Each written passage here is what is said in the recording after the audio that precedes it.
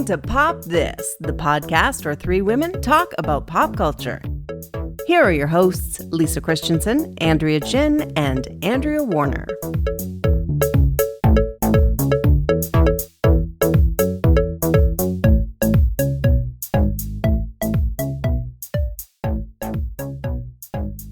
So I'm just going to start off by saying something serious. I know, I don't usually tend to say very many serious things, but often the films and TV shows we're discussing are very serious. But it's just been on my mind all day, and I know some of us can relate to this. But this is the anniversary of the day my dad died, and when it comes around, it always surprises me. It's not like I don't think about him probably every day, I'm sure. But anyway, I just wanted to mark it that it's such a weird day. And I sort of carry it around all day thinking about it. It's just the day was ordinary for everyone. And I remember going outside of the hospital roof and looking outside and just seeing people walk down the street. And I remember thinking quite angrily, well, what right do they have to just be walking around outside going about their day? But then I realized it was because they weren't dealing with what I was dealing with. So it was a very strange day. So I just wanted to share that with you. Well, I'm really sorry. And thank you so much for sharing that. I'm curious as to whether you and your brother do anything to sort of celebrate your dad's death date and his birthday. Because my sister and I do that with my grandmother, his mother. And we've done that I would assume every year since, he died in 1996. Yeah, we usually do something. My brother and I talk on the phone for quite a while, but he's on holiday right now, and he sent me pictures from Nice, where he is on the beach. And I thought, I don't know if I want to be a downer and just remind him of the date. I just thought I'd do that with you. Yeah. I bet he's thinking of it too. I think that's okay if you just want to say, I'm glad you're having a really great time. I'm also thinking of Dad and I'm thinking of you. And, I think that's okay. Yeah, it's weird. It does. And I always think about him. I call my uncle, his brother, on his birthday. And, but I didn't call my uncle today because we just lost my aunt a couple of months ago. And I just thought, I don't need to compound that, but it's a weird day. It's it's just amazing how you just go on with your life. You just go on, and it just happens, and you get a little further away from it every year. And how long has it been? 22 years. Do you ever forget the anniversary? No. Or are you always anticipating it? Yeah. I always know it's coming up. And it was a mistake of mine, but I made the password for my phone. Because I thought you're supposed to pick a date that you remember. So I just punch in those 4 numbers. And I am now going to steal your phone. That's okay, right? Because we're close, so that's fine. No, I think it's lovely. I think it's very normal in my brain, anyways. To there's always something I think every day that makes me think of my dad. Not just the tattoo that I have on my arm that was the same tattoo he had on his arm, other stuff too, and I think it's weird because it does get farther away, but it doesn't at the same time. I don't know. It's really cool. I feel like there's a lot of people in my life now who never met my dad. And I feel like they a little bit get to know him through me because I am quite a bit like him, but also through the dynamic that I have with my sister because she's also like him in her own ways. And just in the different stories and the different things that I write about him and stuff. And but I would and I've heard some cool stories about your dad, Lisa, but I would like you to tell me the 3 coolest things about your dad. It's the good and it's probably the same with your dad when you think about them. Often the good things are the yin yang. They have a bad side to them as well. Sure. So my dad had an absolute way to make everything a party. Wherever he arrived, it was always magical as long as he came, And when the door opened and he came home, or as I got older and he would come over and do anything, he could make it amazing. He got me to really love music. I remember, the big purchase in the family was to get a great big stereo, and and we all bought records, and we really enjoyed that music. And he loved to travel, and I know I have that travel bug from him too. He just loved to go anywhere that was different, see something different. And it was really weird. He could just walk in, and again, the yin yang. He could walk into any bar and have a group of friends already. Like, he would know his favorite thing in the world, ironically, it doesn't include me, was to be in a place that he didn't know and just be able to arrive. So I would visit him. Sometimes he would be living in different cities, and I would visit him, and we would go to his local pub, and everybody knew him. It was definitely Cheers. And he just had a real magnetism about him. And it was really, I think that's what was the hardest thing about losing him, was that sort of, he made things feel magic. What's the music that makes you think of him? Because he loved music. ABBA. He loved ABBA. He loved, and that's awesome. And his favorite song was Chiquitita. And every time I hear that, it's just. Do you cry? Like, that's a moving song. I get really, I do get misty eyed when the part of the song does that dum dum dum dum, and I see him, because he would always, no one can see me except you can, he would always just throw his arm in the air at that part, and so it was just there's just such a fun band too, but as the years have progressed with liking ABBA, I've also it's come to my attention how sad they are as a band.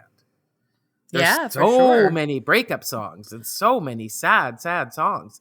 So it feels like the right band to remember my dad by. There's a mixture of these crazy, stupid songs and then these really emotional songs that make me think of him. That's nice.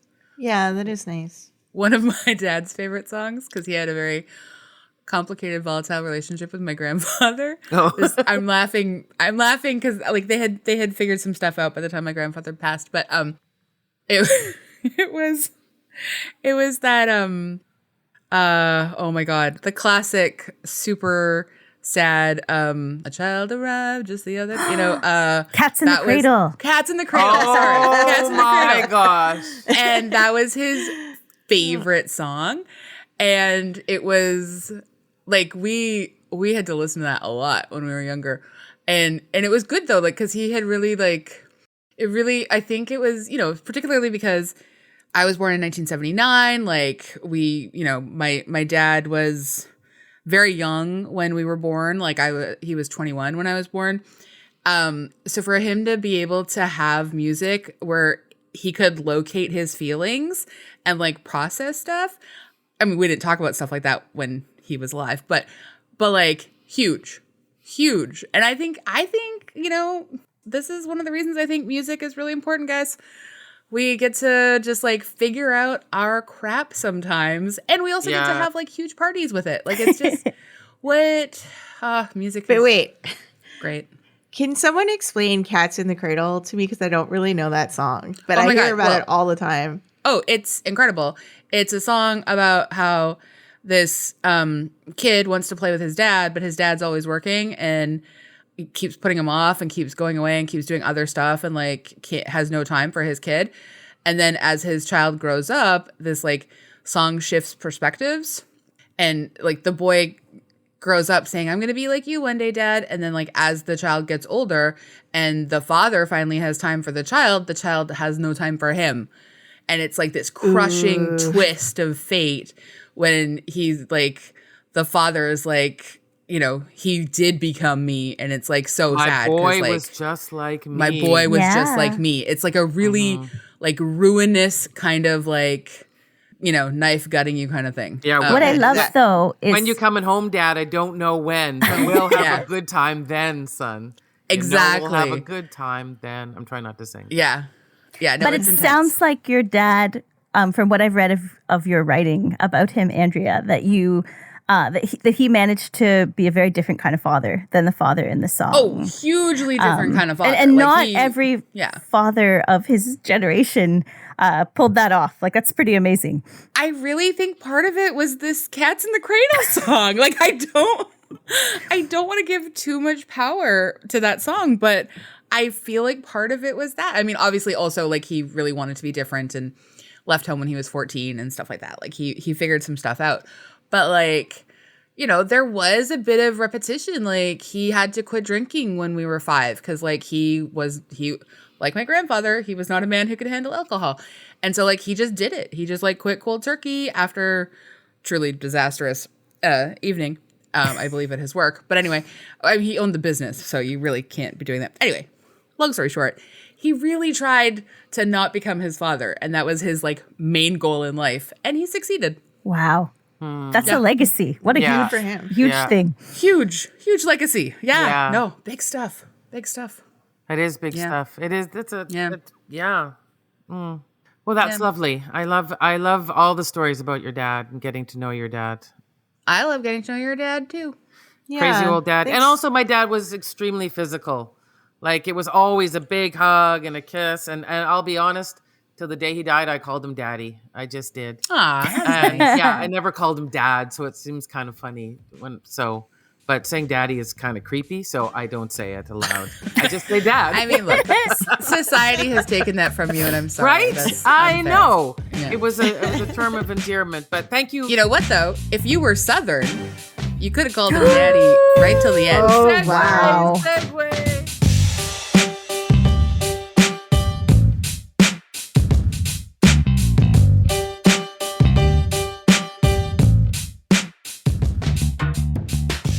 I'm Andrea Warner. I'm Lisa Christiansen. I'm Andrea Gin. And I'm Kerry Clare. Yay! Welcome If you're listening back. to Pop This, welcome back, Carrie. We're so excited to have you. Thank you for having me. And thank you for putting this movie on our agenda to watch because it's like I really love this movie and I'm shocked that we have never talked about it No before. kidding. It's true. So, Yeah. thank I you feel for like picking we it. just- I feel like we just like, there's a few of these movies that are, I guess, like maybe like pretty big weepers. Like, because we still haven't done Terms of Endearment. Ooh, You know, like Fried Green Tomatoes and Terms of Endearment. And frankly, Beaches. But I know like you guys felt differently about Beaches than I do, but that's fine.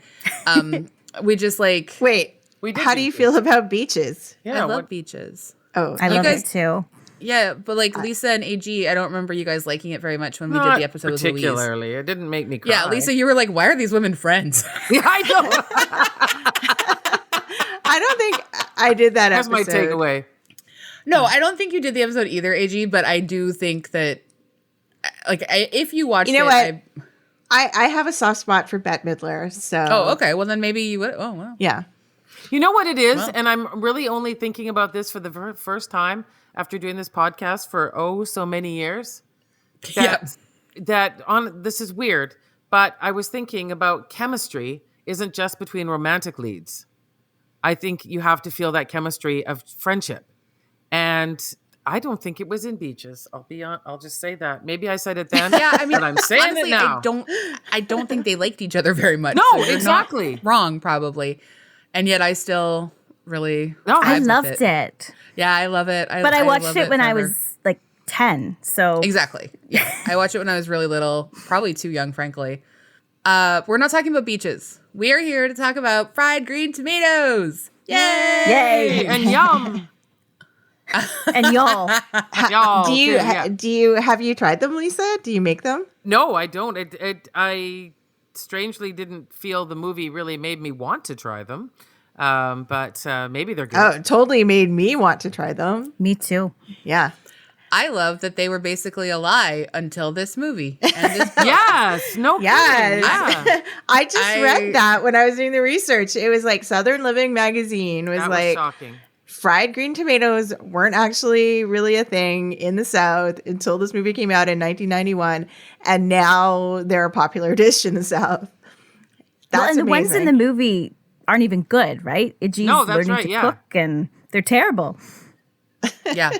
But Yeah, you can, they taste good. Like had them. And But that's because they're fried. Like, doesn't everything taste good when it's fried? Exactly. Yeah. Exactly. It's Try True. and That's bread the only way I anything, got you into were like good. cauliflower. It's, like, Yeah. good.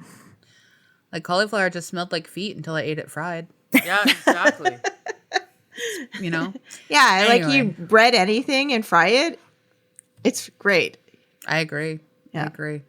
I'm going to read our bio of our dear guest, and then we shall get into the background, the synopsis, and the whole darn movie because there's a lot to talk about.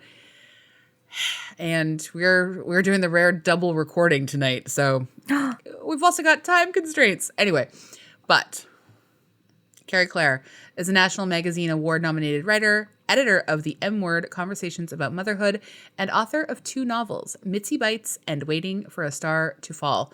She teaches blogging at myblogschool.ca, is editor of the Canadian books website 49thshelf.com, and has been a blogger since the turn of the century at picklemethis.com. Her next novel, Asking for a Friend, will be published in September 2023, and she joined us last September to talk about Obvious Child. Kerry, welcome back. Welcome Thank you for back. having me. I'm so happy to be talking to you. And congratulations about your book. That must be so exciting. I am very excited to be writing, to be contributing to the friendship canon in our culture, I love which books this about movie friendship. is a part. Can you tell us just like a brief summary about your book and what it's about? My book is about 2 women who meet in a university residence in 1998, and one of them is a little bit older and experienced, and the other is a bit naive, and her life is in crisis. And they come together and become best friends, and the book follows them through the next 20 years of their life as they have very different experiences that bring them together and pull them apart. And, you know, I think they have the chemistry that we've been talking about. Yeah. Just that thing that makes them be drawn to each other, and writing about that was a lot of fun. I can see why this makes sense that you picked this movie then. Well, because Beaches was already taken too. That's right. You did go for Beaches first, and I had to break the news to you. But I'm honestly like, I'm so glad that you picked this. I'm so glad I received the advanced copy of your book a couple weeks ago. Unfortunately, I'm on deadline, so I haven't had a chance to read it yet, but I am so excited. I did crack the first page, and then I said, no, if you do this to yourself right now, you will not make your deadlines. Oh, that's a very nice compliment. So I put you over onto the side, and I just glance at you periodically, and I say, hello, I'm coming You'll for you get soon. there. Oh, awesome. Yeah, in a couple weeks. Really excited. Lisa, do you want to read our background? I do. Fried Green Tomatoes is a 1991 American comedy drama film directed by John Avnet and based on Fannie Flagg's 1987 novel Fried Green Tomatoes at the Whistle Stop Cafe. Written by Flagg and Carol Sobieski, the film stars Kathy Bates, Jessica Tandy, Mary Stuart Masterson, Mary Louise Parker, and Cicely Tyson. The film was released in theaters in the United States on December 27, 1991, garnered positive reviews from critics, and was a box office hit, grossing $119.4 million on an $11 million budget. It was nominated for 2 Oscars at the 64th Academy Awards, Best Supporting Actress for Jessica Tandy, and Best Adapted Screenplay. Does it seem surprising to anybody that it was such a huge box office hit? Yeah, kind of. Yeah. I don't know what else. I think was out it's at the time, though. I think it's a great movie. It just surprises me that it's like a grossed over $100 million. Like, that's so much money. For 1991, I feel like, and especially the novel must have been like popular, because like to have your novel come out in 87 and have the movie come out in 91, like that's a pretty fast turnaround. So there must have been like kind of an appetite for the book. No pun intended. Yeah. And I feel like I'm pleasantly surprised that it was a huge hit. Well, and kind of like when you read about it, there's like this idea that like there was like a revived interest in the South, and this book the book and movie contributed to that. When did Steel Magnolias come out? Like Because 87, That's 88, 80s, 89. isn't it? I 87, don't yeah. think so. I think they were sort of concurrent. Were they? We did. Just Let's see. Just I thought Steel It's Magnolias was 89. 89. Okay. Yeah. But I just feel like, this movie starts with a wedding too. As I was watching it, I was just seeing, because that I watched Steel Magnolias a lot around that time as well. And they were just, it was a Southern charm thing, and the Southern women, I mean, white Southern women, right? I was going to say white Let's Southern be women. very clear about that. But I think, there was an appetite for movies set in the South about, sisterhood and that sort of thing. That's nice. What a charming time. 1991.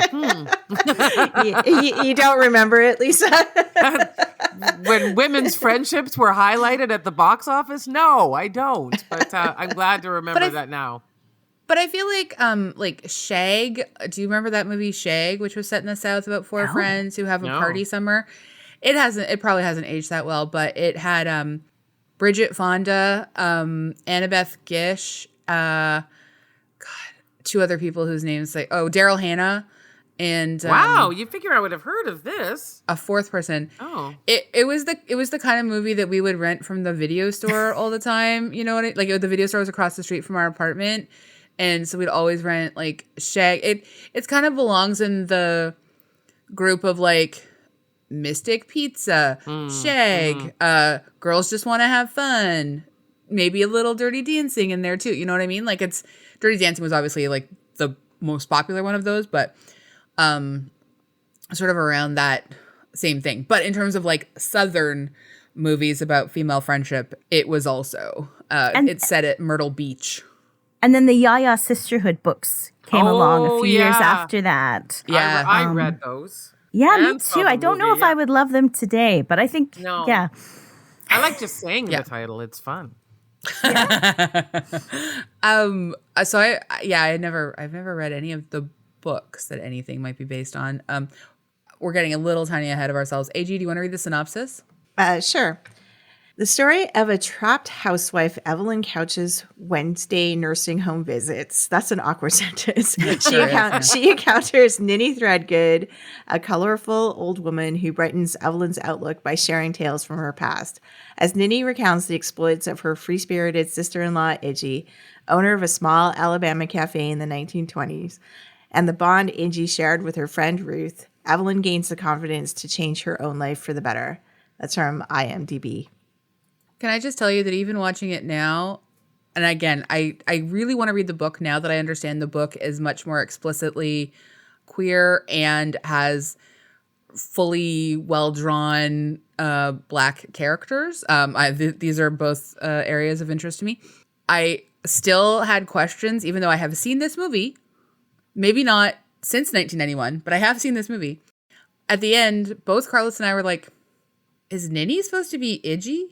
And then we had to go to the computer to confirm that's not the case. It's not. I know, and they sure do leave but that it's open. ambiguous in the movie. The movie purposely makes it ambiguous, which is such a weird choice. But also not really, because she talks about how she had married the Cleo Threadgood. So that Iggy didn't marry her brother, right? So yeah. And I get it. I just it's weird that the director specifically states that he wanted to leave it ambiguous. It's so weird. And then they have that little mischievous look at the end that I just and the found honey kind on the of grave. Well, the honey, Very odd. yeah. Yeah.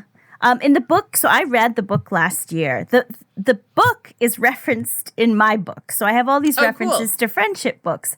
And so I reread the book last year. And actually, I didn't like it. I loved it back in the day. I read all of Fannie Flagg's books in the 90s. They were very hokey, but I was a teenager and I was really into them.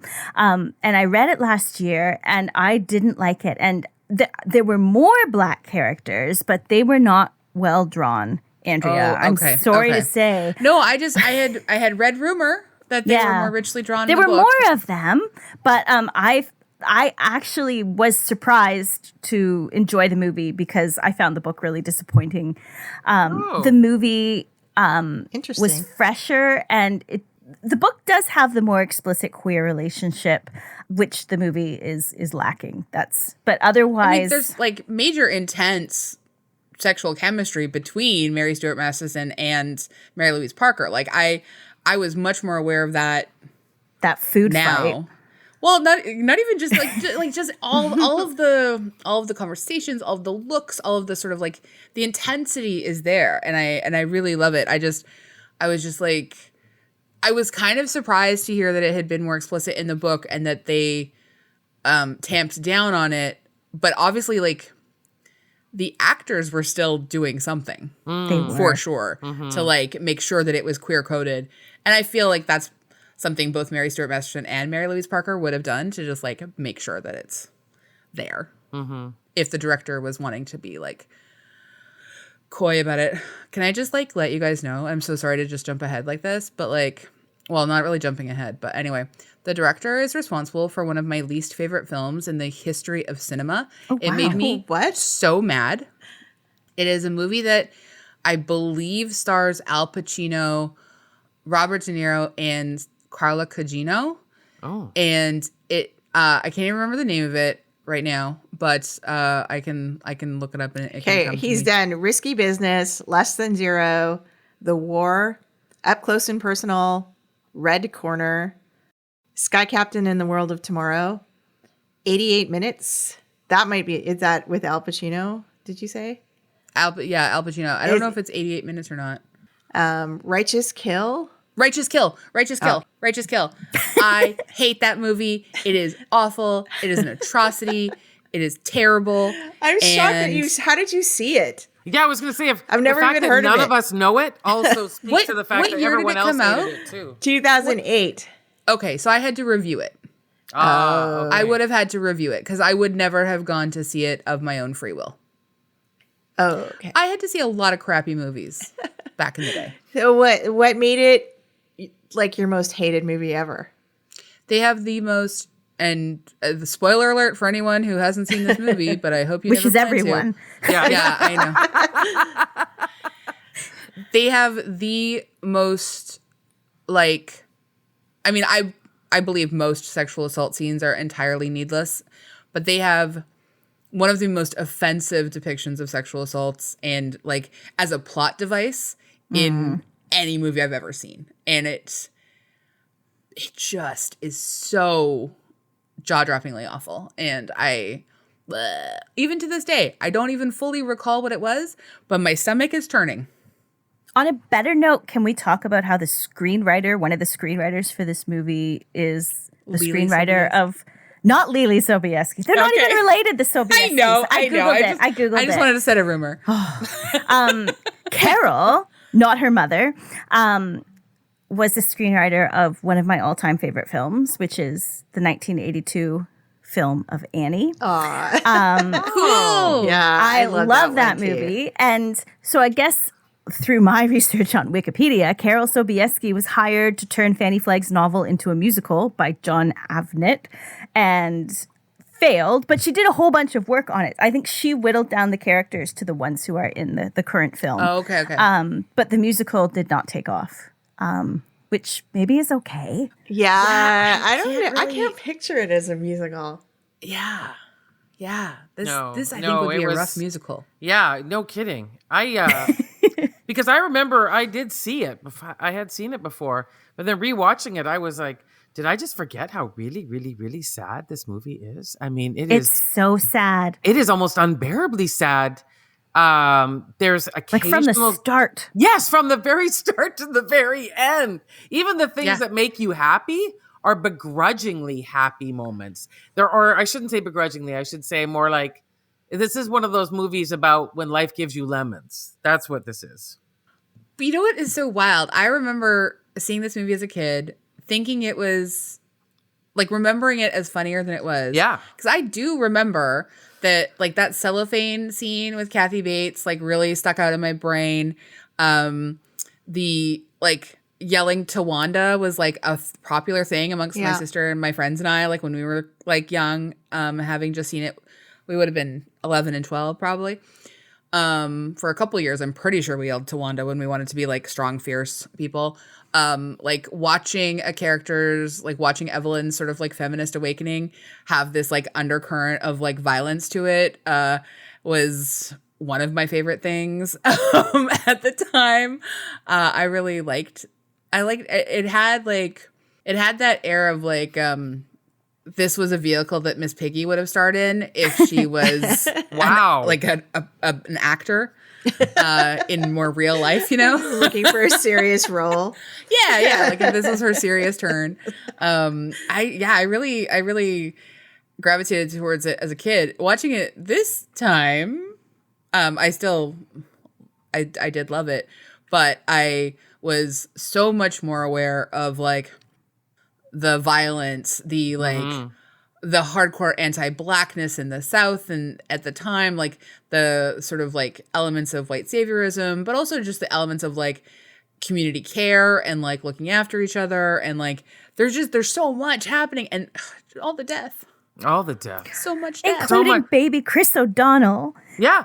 So much death, like in the first 5 minutes of this movie. Yeah. I will say the gravestone for the arm got me because I forgot that the kid hadn't died, but that it was just for the arm. Anyway, I know it's like dark humor, but it made me laugh really, really hard when Cicely Tyson like leans into Ruth and like has to, and they're both like, I don't know if you can laugh at like a child losing his arm, but I did. Well, I think they were giving us one, like this is the whole movie. All this movie is tremendous sadness and people's ability to try and make something of life. Every time I hit play on the movie, you have to immediately brace yourself because you know that like the original Buddy's gonna like die almost like as soon as the movie starts. And that's why the arm wasn't so upsetting. Like we were glad they left the rest of him, right? Like thank God. By this like point the in same the movie, revenge train, just like we've been so taught, we're so shell shocked from this movie. The arm going, you're like, oh my gosh, that's nuts. And we haven't even talked about the cannibalism. Right? I forgot that there was a whole Sweeney Todd to this movie, and as a longtime fan of Sweeney Todd, yeah, I liked it. How much, if we all saw it like when it like close to when it came out, like how much of this movie did any of us like truly understand at the time because we were, too young? So what I didn't really understand is Evelyn's storyline. Unlike you, Andrea, I didn't appreciate that part so much. I was in love with Idgie and Ruth, and that just swept me away. But now I'm 44, and I am older than Kathy Bates was when she made this movie, which I still can't get my head around. And when I watched her learn to articulate her rage rather than swallow it, I really identified with that part of her story. It was so powerful to me in a way I wasn't expecting. I think I'm in the middle of that right now. I haven't backed my car into anybody yet, but just what about learning driving forward into somebody? Have you done that? No, not even that. That's have you that line tried she to take has- down a wall in your house? Yeah, I don't have as much insurance as she does. Perhaps that's what it's about. that line she has stuck with me, but it does resonate a lot more now, is that I'm too old to be young and too young to be old. I think that is a brilliant line. Yeah, that's a really powerful line. And I also just think like Kathy Bates has continued to be cast as this woman who,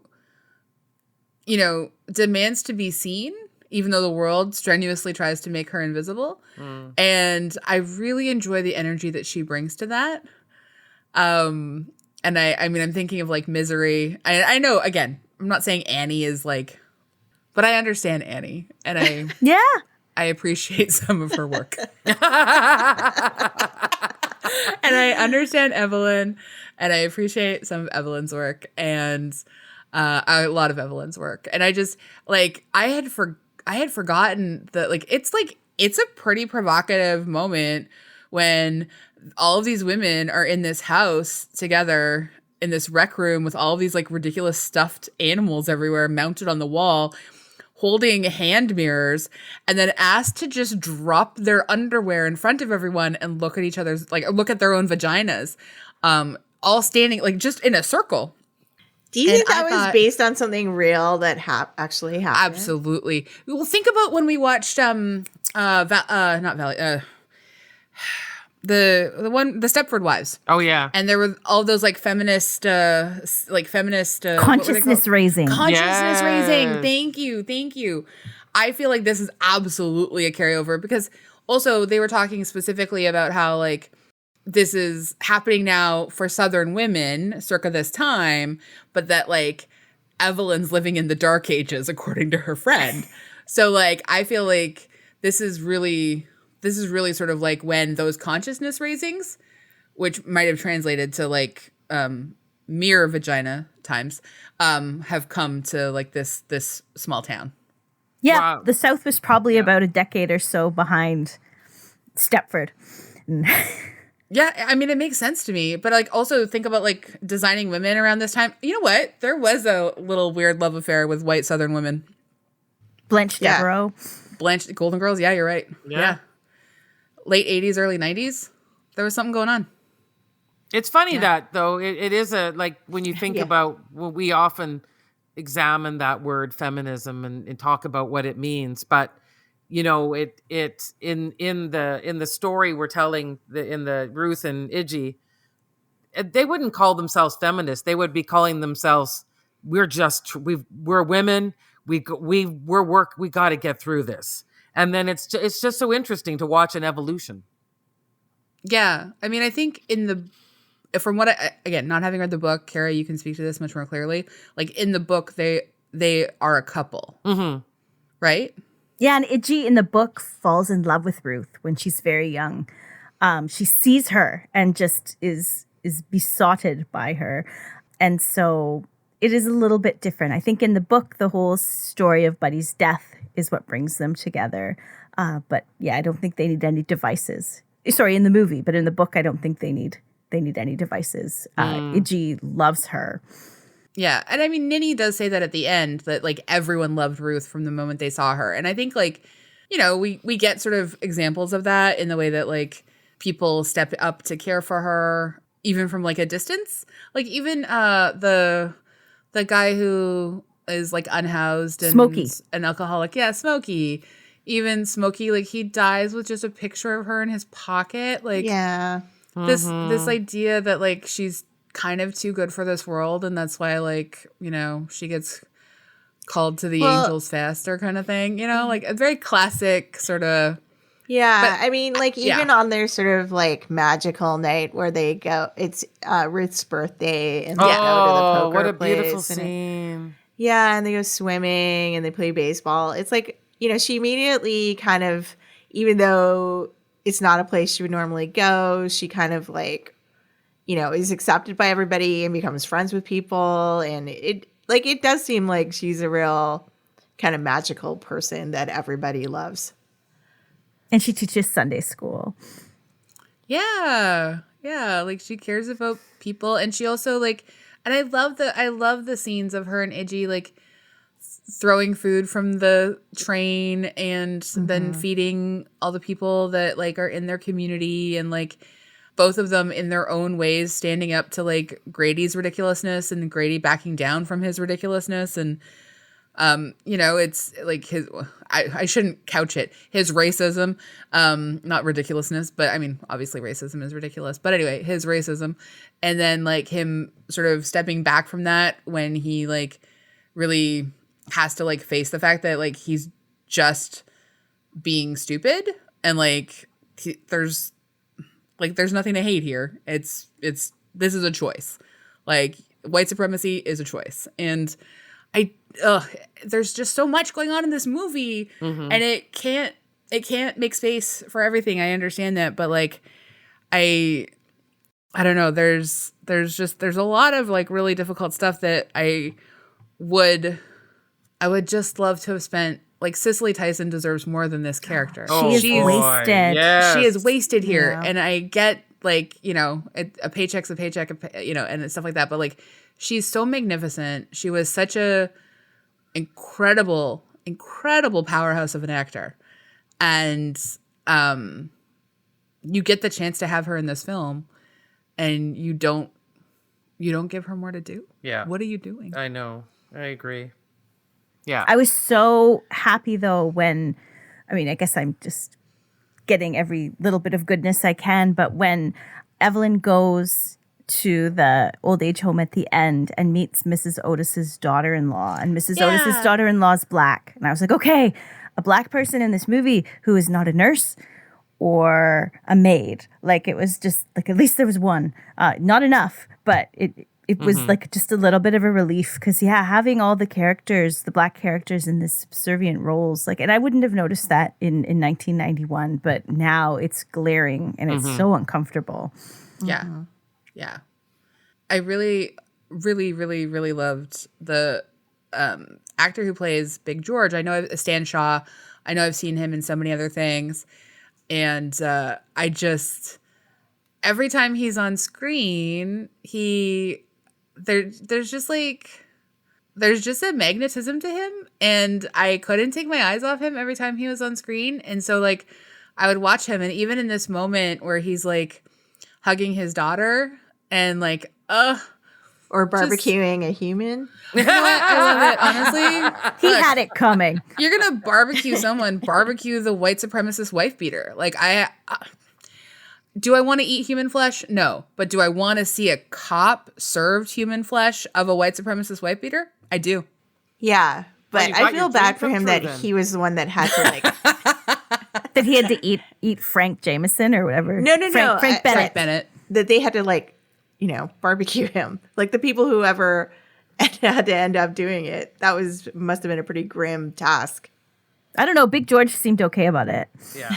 Yeah, like, I mean, look, it's not a lot of meat around at that time. Hey, don't make me heave. Sorry. Again, just having when Sweeney Todd is one of your favorite musicals, it's unfortunate that I The have secret's in the sauce. the secrets in the right? sauce. And you never know for sure. You just got to boil the hog down. That's all. It's hog boiling weather. Did we already discuss bones and all? Not as You know what? a- My grandma came out. She didn't watch the movie with us, but just before we recorded, she was coming out to use the washroom and then go back to her room, and she was like, "So did they ever talk about the bones?" That was her chief question. That's a good She's point. seen the movie. Yeah, point, yeah. Like, that's true. I couldn't believe that she remembered, honestly, that from the movie. I had not remembered that light cannibalism was part of the plot of the film. And she came out and was like, "So what Yeah. did they do with the bones? Where's the bones? What's going on with the bones?" I was like, "Grandma, I don't know. They don't Broth. address that." Ooh, yeah. Yeah. I guess. Sorry. Don't know. Yeah. Can't tell you. Anyway.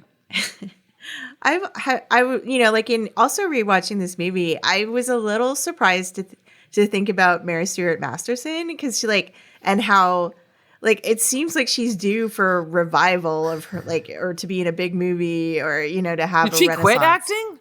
I don't think so. She's still done a couple things. She has a movie in She is post-production so called cool in this movie. And then when she arrives at Ruth's house and her hair is a little bit shorter and styled, they've not fancied her up, but she just looks so cool. Yeah, I adored her.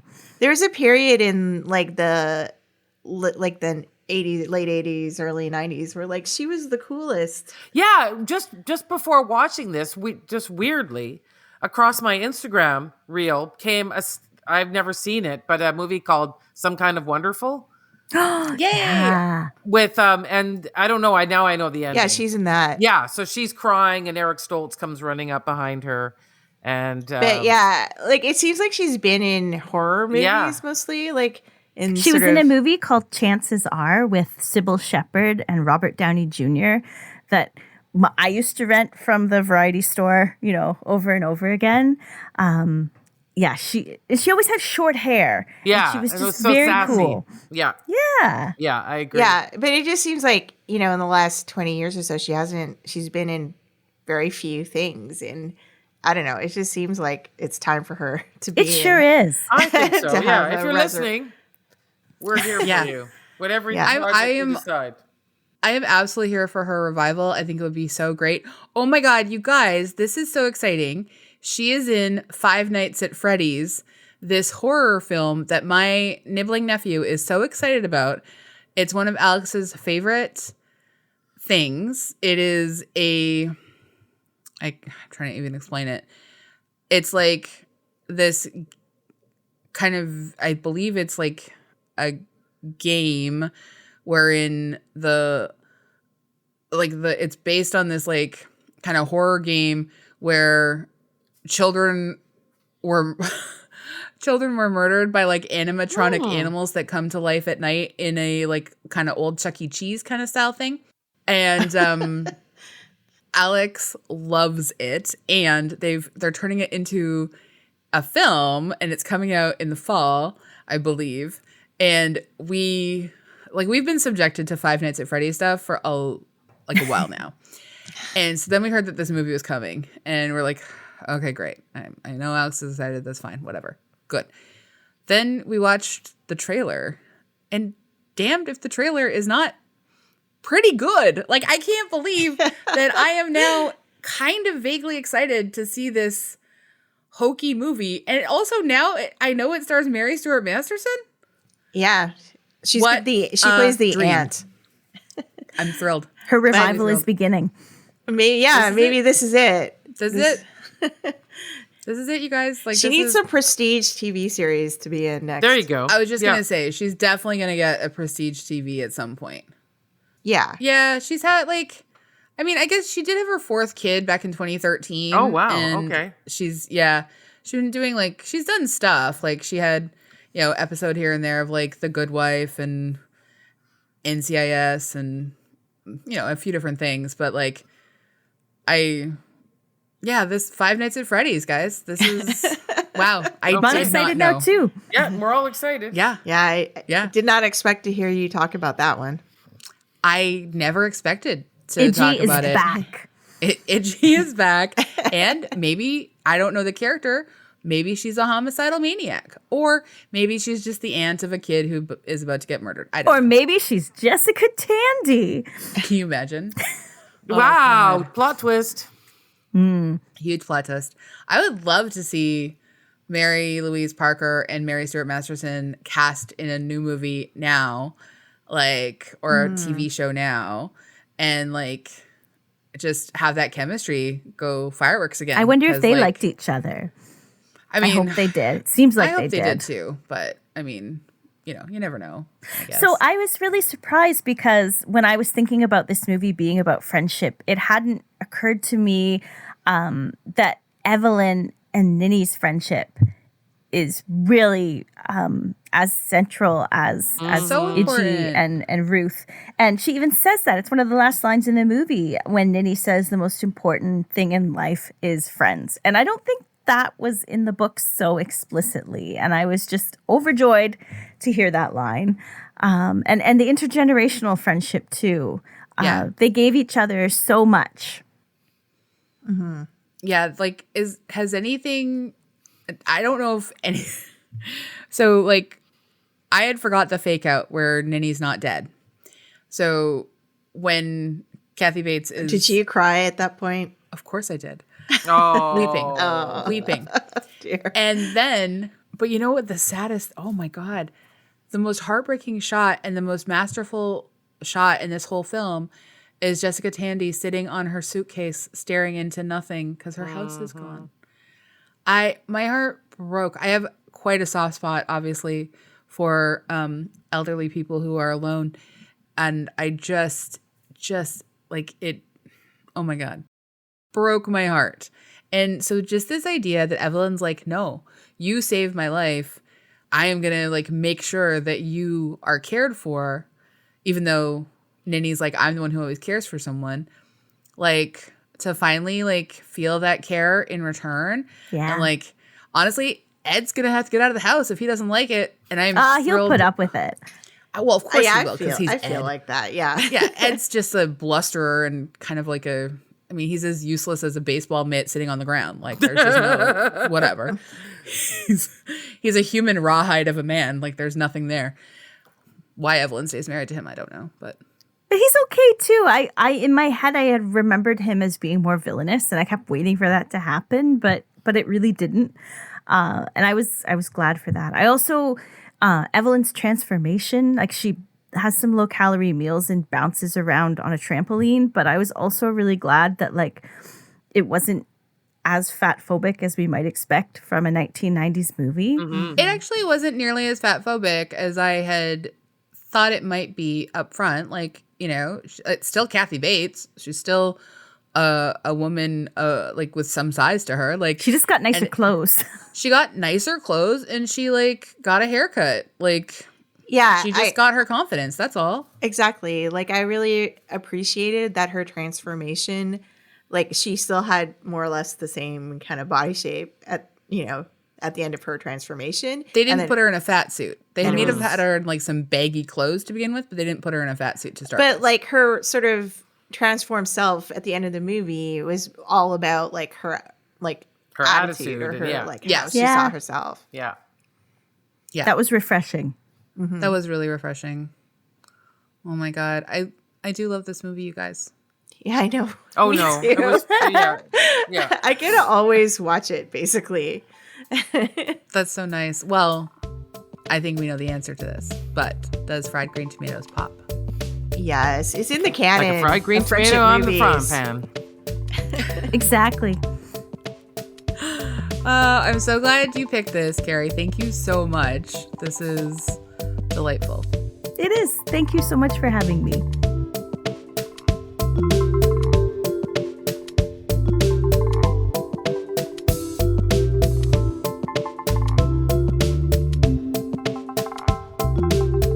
We also love to leave our episodes in something we recommend. So, as our guest, Kerry, would you like to go first? Yes. So I'm going to recommend a book because that's my thing. I just read a book called The Myth Makers by Kezia Weir, who is a Canadian. She's one of those authors who's Canadian because she lived here once, but she's also a Vanity Fair editor. And it's a book about a struggling writer who finds a male writer's story and becomes infatuated with it and the story of his marriage. But it also becomes about like parallel worlds and astrophysics. And it was just so rich and wonderful, and referenced Meg Wolitzer's The Wife, because it's about who gets to tell the story of a marriage, really. And there's many sides to the story. It was so good. Huh. Amazing. I need to read that. Yeah. There's plus your book, obviously a recommendation. Yeah. Don't steal my recommendation. My Oh. recommendation is Kerry's book. Okay. Fine. I'm jumping in here and I'm going next. I never go next, but I'm going next this time. My recommendation is a book called Waiting for a Star to Fall. And it is by our guest, Kerry Clare. And I am going to read you some information about this book. The bottom of Jess's world is falling out. Cocooned in her dorm in the winter of 1998, she's reeling and wants to be left alone. But a chance encounter with the older, otherworldly, elusive Clara has Jess awestruck. Clara, newly returned from a 2-year trek drifting around the world, is taking a stab at normalcy for once, and the place she starts is university, where she struggles to fit in. Upon meeting Jess, though, Clara feels an instant connection, and everything seems brighter. Soon the two are inseparable, undeniable necessities in each other's lives. But when tragedy strikes, they are unceremoniously torn apart, sent tumbling down different paths, and with each passing day, their unbreakable bond is tested more and more. Spanning 2 decades, Asking for a Friend follows the tempestuous journey of female friendship, exploring whether its fundamentals, history, familiarity, loyalty, are enough to make the relationship everlasting. What a good question. Oh, yeah. I love that you write fiction about female friendships. Yeah. That's so cool. They're endlessly fascinating. That's why they make so many 90s movies about it. Well, I look forward to the future movie based on your book. Oh, wouldn't that be good? Thank you. Be great. Let's put it into universe, friends. Let's do it. There, we did it. Lisa, would you like to recommend something next? Well, this is either ironically or coincidentally. I'm not sure which one, but I was going to recommend the new season of The Real Housewives of New York. So, yes, sometimes there are great friends and sometimes they are frenemies. Sometimes they're just strictly enemies. So what is the backstory to this is that The Real Housewives of New York went for a long, long time. I think for 13 seasons. And it was so bad last year, they scrapped the entire cast and got a new one. So it's 6 new women. So if you ever had thought, well, it's too late for me to get into the Real Housewives because I'd have so much backstory. How would I get through it all? Don't worry. You've got a whole new season, only a few episodes out. All you have to do is just get to know. And one of the housewives, for any fashion fans out there, is Jenna Lyons from J. Crew. Oh. Yes. And we get to see inside her house. We get to know her. I'm telling you, it is good TV. Well, I can see why you like this season so much. Oh, yeah. But also, I feel like you come on and make a pitch for every season of Real Housewives of New York. Yeah, I don't think I made it for last season because it was so bad. I didn't even finish it, and they canceled the reunion. I think you mentioned that you watched it, the whole thing. I watched, but I wasn't surprised they canceled the reunion, which in She watched it, but Housewives she did not Speak like it. is pretty amazing. Yeah. Yeah. But I'm not hate watching this Excellent. time. I'm enjoying watching. So there you go. That's good. That's great. Thank you. AG, what about you? So I'm watching, I know this came out a really long time ago, but I'm watching The Americans for the first time. Oh, yeah. And it's on Disney right now, and it stars Kerry Russell and Matthew Rhys, who from Googling, I realize are like now an actual real life couple. Yes. And it's so interesting to watch this series in that context, because I guess they met while they were filming the series. But yeah, it's about like they play this Soviet KGB spies who are sort of integrated into American society as Americans, and no one knows. And they like run all these like spy operations, posing as an American family. And it's a really good series. I highly recommend it. Tangent here. I know neither of you have kept up with And Just Like That. But on the Halloween Not yet. episode, But I will Charlotte be and Harry finishing it. come as the Americans. Oh my God, amazing. And Amazing. nobody knows who they are. Perfect. Incredible. Perfect. Well, that's great. Thank you, AG. Thank you all. Thank you, Kerry, for hanging out with us. Do you want people to come find you online? Yeah, I'm on Instagram at Kerry Reads, Kerry Reads, and my website is picklethis.com. Awesome. Thank you. Thank you again for joining us. Thank you, everyone, for listening. You can hang out with us on Twitter, Facebook, Instagram. You could email us at popthiscollective@gmail.com. You could also rate and review us 5 stars and order Kerry's book. And we thank Andrea Gin, who is not a spy. And That we know of. Like, how would you know? How would we know? Maybe she's a great spy, actually. Maybe that's why she brought it up, to throw us off. Who knows? Yeah. Yeah. But she is our co-host and producer here, so thank you very much. Thanks, everybody. Thanks for listening. Bye.